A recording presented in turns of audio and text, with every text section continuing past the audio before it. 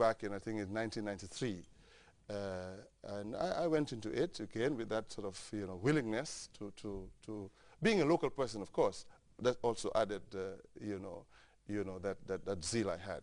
And it was through that, being the chair of Tango at the time, that GAMWorks was just about to be established. And I also served, by God's grace, as the first chair of GAMWorks. And I had the privilege of signing the appointment letter of the first Director General. And it's good that they still remember that, laying foundations at that time. And of course, some 8 years later, Tango asked me again to serve as chair. And in between that time, as you know, I was asked by the Second Republic, in fact, just before it became Second Republic, to serve on that committee that reviewed the Constitution. National Review Commission. I enjoyed that tremendously. And in fact, it was policy of government that a religious leader from the Islamic community and one from the Christian community should be part and parcel of these important national boards and committees. So that's how I got into it. Incidentally, on the Review Commission, my uncle, my maternal grandmother is a Syrian, so my uncle, Mam Kumba J, was the Imam of the Independence Drive Mosque. And so 2 of us were serving on that committee. I thoroughly enjoyed that. And from then on, it was PIEC, and from PIEC, then IEC. And all of these, as I said, it was all part and parcel of my understanding of my call to be involved in things evangelical, evangelistic, and also to be ready to serve one's nation. You seem to, well, not you seem to, you had a series of first times, like first chairman of Tango, GAMWorks, and then first chairman, vice chairman of the Provisional Independent Electoral Commission, and then the first chairman of the Independent Electoral Commission. A series of firsts here. Yes. How do you see this this number one coming your way? How do you see it? Well, perhaps special person, a man of God. Somebody. I'll just say maybe it's not a commonly used phrase, but holy coincidence, and fueled by the fact that I was willing and ready, and I saw that as part of my ministry, striking a reasonable balance between evangelism and social responsibility. So when these opportunities came along, I just took them on board and gave my best. In the case of the IEC, it was basically to be a referee.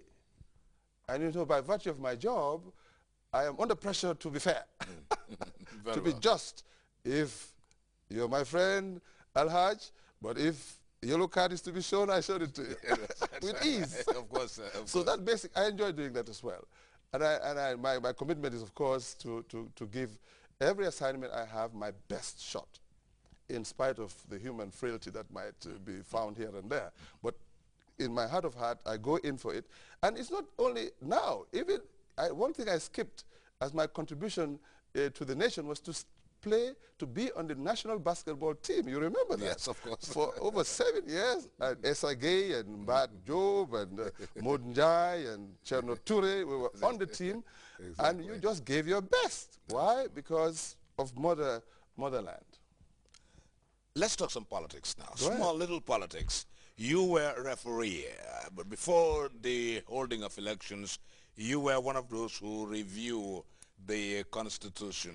I'm sure you must have seen the first Constitution of the Republic of the Gambia and the second Constitution. There are disparities here and there. What is the borderline? What do you deduce from these two constitutions? Which is more of the people?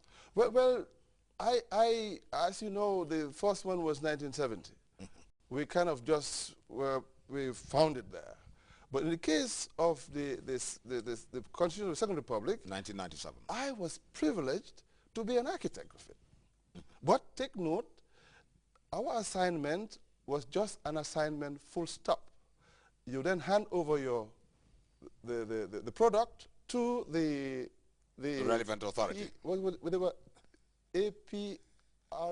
AFPRC. AFPRC. They gave us an assignment. They said, now we are changing We've suspended the constitution, we've suspended parliament, we want a group of Gambians to consult the people and then come up with a new constitution for the Second Republic. So I was part and parcel of that. And I thoroughly enjoyed that. And especially with the consultation. You know, you remember for weeks we invited people to come in and to give their view. We then went up and down the country. I enjoyed that very much, going to Bintang and wherever else, you know, listen to the people. And we tried to capture it, what their thoughts and ideas were. And so as far as the commission was concerned, as a team, we finished our assignment and then say, here you are, this is what our findings are. And then for us, that was the end of it. And in my view, we captured not only the mind and will and aspirations of the people, but we also were able to compare what goes on in other Commonwealth nations and compare and contrast and felt, you know, and just try to capture. For us, it was just trying to interpret and to translate the mind of Gambian people at the time. And for us, assignment complete, you go back to where you were. That's basically my policy. When the assignment is complete, I retreat to base. That must have been the pivot or the stepping stone. Stepping stone would be the right word. The stepping stone for you to gain recognition, and consequently you became vice chair of the Provisional Independent Electoral Commission. But let me take you to when you became chairman of when it was Independent Electoral Commission. Yes. Here you were the main referee with your linesmen on the sides. Right. All right. Credibility of Gambian elections. How credible? Oh, man, you asking me to mark my own exam? Perfect. We did a good job. Absolutely. My only palaver was when we conducted what I thought was the #1 of all elections, presidential. #2 of all elections, general. Our problem was with the third one, mayors and councillors. That's where the problem was. Because my concern was, you can't have a mayor sitting in one chair for 7 years. Why is the president has to go back to face the election every 5 years? So I put my foot down. I said, no, we must have this one. And that was where the misunderstanding was.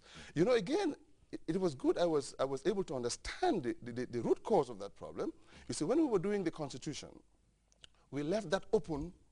The ground rules for municipal elections were left open for the National Assembly. Whereas the Review Commission, we were clear about the ground rules for presidential and general. But again, I repeat, we left the ground rules for municipal elections to the National Assembly.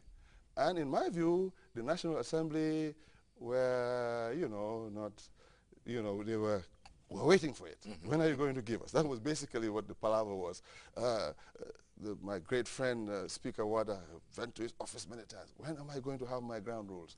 I went to the people, the legal advisors. When are we going to have our ground rules? We cannot wait and wait and wait and wait. We must go through the process of periodic elections. Since we've done it for the presidential one, and the general one, why not the mayors and the district? And that was where the problem was. Is the conduct of Gambian elections a product that one can export? Of course. During my mandate as head of IC, I was privileged to be on an election observation team to Guyana. And I remember vividly, there was an old lady who had never been to school. And she was given pencil and paper to mark X. She could not. If it were in Gambia, whether you are a PhD or you've not been to school, we give you a marble, your eyesight is good, you put your marble in. Absolutely. It's good for particularly areas in the two-thirds world that may not have people who are literate. But I think it's a perfect. Of course, we need to. I'm sure my successor, Mr. Carrier, and the team are improving on.